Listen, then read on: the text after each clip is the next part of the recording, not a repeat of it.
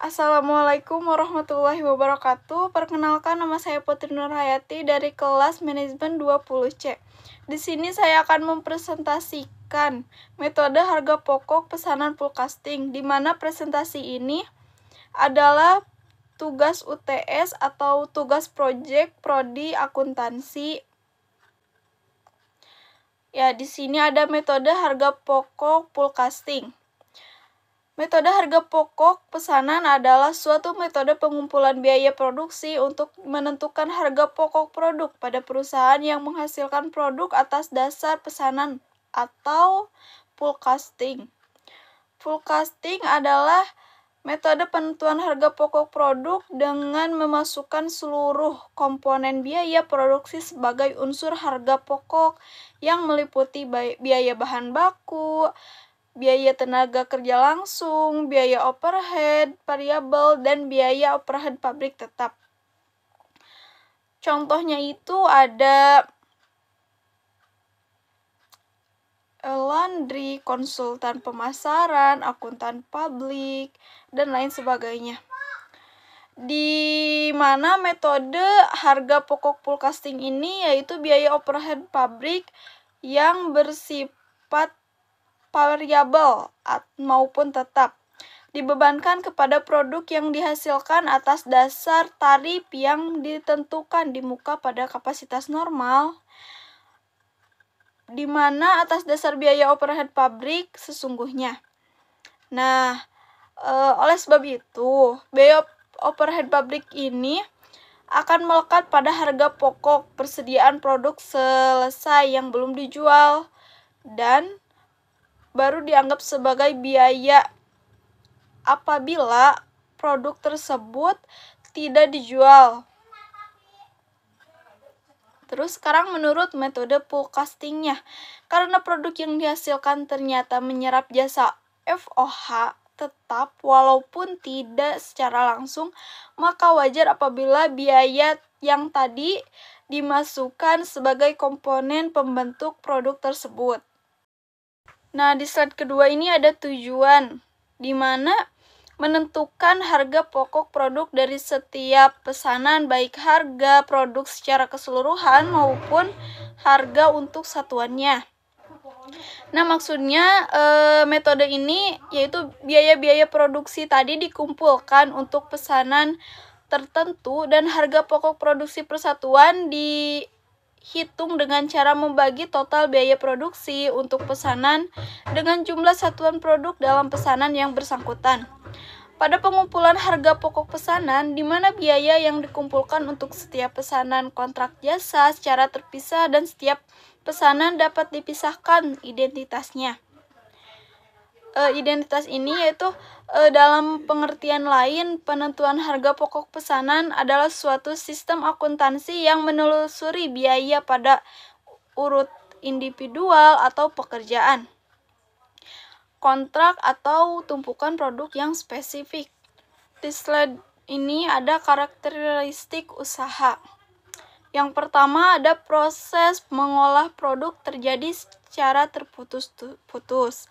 Nah, maksudnya di sini misalnya di suatu perusahaan ada 2 pesanan. Ketika pesanan yang pertama telah dibuat lalu selesai dikerjakan, maka proses produksi akan dihentikan, lalu dilanjutkan dengan pesanan kedua dengan cara yang sama. Terus yang kedua ada produk dihasilkan sesuai dengan kriteria atau keinginan. Nah, maksudnya di sini pemesan atau klien atau pembeli dapat memesan produk berdasarkan keinginan masing-masing, sehingga produk pesanan kemungkinan besar dapat disebut limited edition karena berbeda dengan pesanan lainnya. Seperti itu. Terus yang ketiga ada produk dibuat untuk memenuhi pesanan. Nah, sekarang ada karakteristik metode harga pokok pesanan. Yang tadi kan sebelumnya udah ada karakteristik usaha perusahaan yang produksinya berdasarkan pesanan. Dan sekarang karakteristik metode harga pokok pesanan. Yang pertama itu ada setiap jenis produk perlu dihitung harga pokok produksi secara individual. Yang kedua ada biaya produksi, dibagi biaya langsung dan biaya tidak langsung. Yang ketiga, biaya produksi langsung terdiri dari biaya bahan baku, biaya tenaga kerja langsung.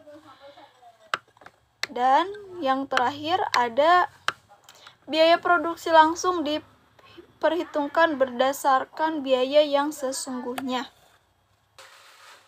Nah, karakteristik metode harga pokok pesanan, yaitu semuanya atau keseluruhan yang barusan sudah dijelaskan, yaitu metode pengumpulan biaya produksi dengan metode harga pokok pesanan yang barang produksinya berdasarkan pesanan dari pelanggan. Seperti itu. Nah, sekarang manfaat informasi harga pokok produksi per pesanan. Yang pertama, menentukan harga jual yang akan dibebankan kepada pemesanan. Maksudnya di sini perusahaan manufaktur atau perusahaan lainnya yang memproduksi menurut pada pesanan akan memproses produksinya menurut spesifikasi yang ditentukan oleh pemesan. Maka biaya produksi produk pesanan yang satu dengan produk pesanan yang lainnya akan mempunyai biaya produksi yang berbeda. Kenapa berbeda? Karena tergantung pada spesifikasi yang dikehendaki oleh pemesan. Dengan demikian, harga jual juga dibebankan kepada para pemesan. Sangat ditentukan oleh besarnya masing-masing biaya produksi yang dikeluarkan dalam pembuatan produksi pesanan itu. Terus yang kedua,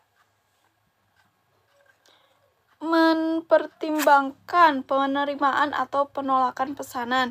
Nah, maksudnya di sini terkadang dalam produk yang dipesan oleh pemesan tersebut, harga jualnya sudah terbentuk di pasaran sehingga manajemennya hanya tinggal ditetapkan apakah akan mendapatkan pesanan yang diinginkan oleh pemesan atau menolak pesanan tersebut.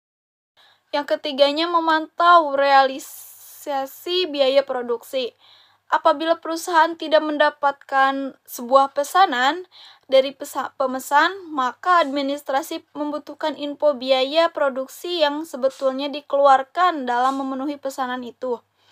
Akuntansi biaya dalam perusahaan manufaktur yang memproduksi menurut pemesanan digunakan sebagai alat untuk mengumpulkan info biaya produksi setiap pesanan yang diterima untuk sanggup memantau apakah proses produksi untuk memenuhi pesanan itu menghasilkan total biaya produksi pesanan yang sesuai dengan perhitungan sebelumnya atau tidak. Nah, adapun pengumpulan biaya produksi per pesanan dalam perusahaan manufaktur yang memproduksi barang menurut pesanan dilakukan dengan menggunakan metode harga pokok pesanan. Yang keempat, menghitung laba atau rugi setiap pesanan. Nah, tentu harus dihitung karena manajemen sanggup mengetahui suatu pesanan tertentu menghasilkan keuntungan bruto bagi perusahaan atau sebaliknya. Untuk mengetahui apakah suatu pesanan menyebabkan rugi bruto, maka administrasi membutuhkan info biaya produksi yang dikeluarkan untuk memproduksi pesanan tersebut. Informasi keuntungan atau info rugi bruto setiap pesanan dibutuhkan untuk mengetahui bantuan setiap pesanan dalam menutup biaya non-produksi dan menghasilkan keuntungan atau rugi. Nah, yang terakhir, yang kelima, menentukan harga pokok persediaan produk jadi atau produk dalam proses yang disajikan dalam neraca. Pada neraca ini yang merupakan salah satu bentuk laporan keuangan utama perusahaan manufaktur, manajemen wajib menyajikan harga pokok produksi produk, baik produk jadi maupun produk yang masih dalam proses. Untuk tujuan tersebut, maka administrasi perlu menyelenggarakan catatan biaya produksi untuk tiap pesanan.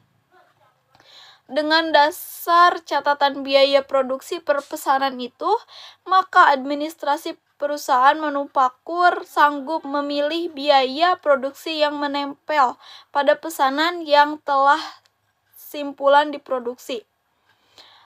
Namun, hingga dengan tanggal neraca masih belum diserahkan kepada pemesan. Selain itu, menurut catatan tersebut, administrasi sanggup juga memilih semua biaya produksi yang telah menempel dalam pemesanan yang pada tanggal neraca tersebut masih dalam proses pengerjaan.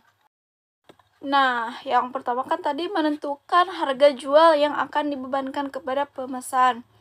Contoh penghitungan biayanya yaitu yang pertama, taksiran biaya produksi untuk pesanan. Berapa harganya? Dituliskan. Terus taksiran biaya non-produksi yang dibebankan ke pesanan juga ditulis. Lalu ditambahkan. Setelah itu menghasilkan taksiran total biaya pesanan. Lalu ditambah lagi dengan laba yang diinginkan perusahaan. Maka hasilnya taksiran harga jual yang dibebankan kepada pesanan. Sekian. Nah, contohnya misalnya taksiran biaya produksi untuk pesanannya 100.000. Terus taksiran biaya non-produksi yang dibebankan ke pesanannya itu 50. Jadi hasil total biaya pesanannya itu 150. Ditambahkan laba yang diinginkan perusahaan, misalnya 50.000. Jadi hasil yang dibebankan kepada pemesan tersebut yaitu 200.000.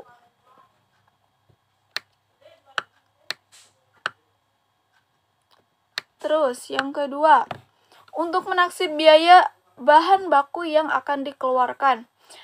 Yang pertama, taksiran biaya bahan baku, misalnya itu Rp20.000. Terus taksiran biaya TK langsung, misalnya Rp30.000. Terus taksiran BOP, misalnya Rp50.000. Jadi taksiran biaya produksi keseluruhan tersebut yaitu Rp100.000. Nah, yang kedua, menentukan menerima atau menolak pesanan. Tadi sudah dijelaskan sebelum kita menerima atau menolak pesanan, kita harus menghitung dulu pesanan tersebut apakah akan merugikan atau menguntungkan. Jadi kita harus menghitungnya. Maka kalau misalnya mendapatkan keuntungan, maka kita terima aja pesanan tersebut. Kalau misalnya rugi bruto, mungkin perusahaan itu akan menolak pesanan itu. Di sini sudah ada contohnya untuk menghitung total harga pokok pesanan, kita harus dulu menaksirkan nih total biaya produksi dan juga total biaya non produksinya.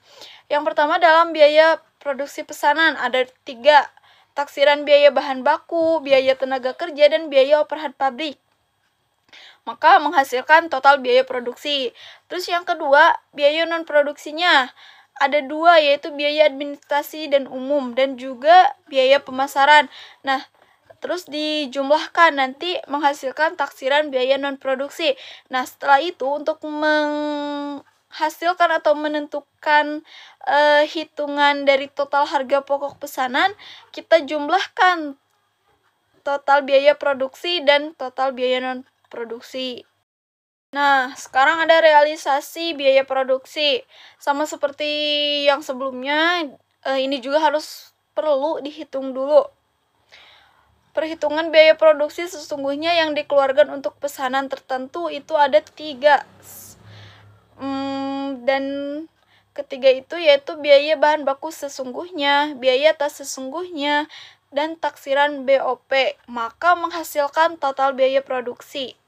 Sekarang menentukan atau menghitung laba atau rugi bruto tiap pesanan. Yang pertama itu harga jual yang dibebankan kepada pemesan berapa. Terus kita menghitung biaya total produksi tiap pesanan. Yaitu ada biaya bahan baku sesungguhnya, biaya tenaga kerja langsung sesungguhnya, dan taksiran biaya overhead pabrik. Terus yang tadi yang pertama total harga jual yang dibebankan kepada pemesan tadi dikurangi biaya produksi pesanan yang barusan sudah saya sebutkan, yang ketiga itu. Terus hasilnya laba bruto, laba atau rugi bruto, kayak gitu. Terus yang 5, menentukan harga produk persediaan, yaitu pada neraca yang merupakan salah satu bentuk laporan keuangan utama perusahaan manufaktur. Manajemen wajib menyajikan harga pokok persediaan produk, baik produk jadi maupun produk yang masih dalam proses. Untuk tujuan tersebut, maka administrasi perlu menyelenggarakan catatan biaya produksi untuk tiap pesanan. Tadi juga udah saya jelaskan di slide yang karakteristik yang tadi. Sekarang ada rekening kontrol dan rekening pembantu. Di sini rekening kontrol ada 6. Persediaan bahan baku, persediaan bahan penolong, barang dalam proses, biaya operasional pabrik sesungguhnya, biaya administrasi dan umum, dan terakhir biaya pemasaran. Sedangkan rekening pembantu itu ada kartu persediaan, kartu harga pokok, dan kartu biaya. Terakhir ada referensi dari berbagai sumber yang telah saya ambil materinya. Mungkin sekian yang dapat saya presentasikan dalam metode harga pokok forecasting ini. Kurang lebihnya mohon maaf. Wassalamualaikum warahmatullahi wabarakatuh.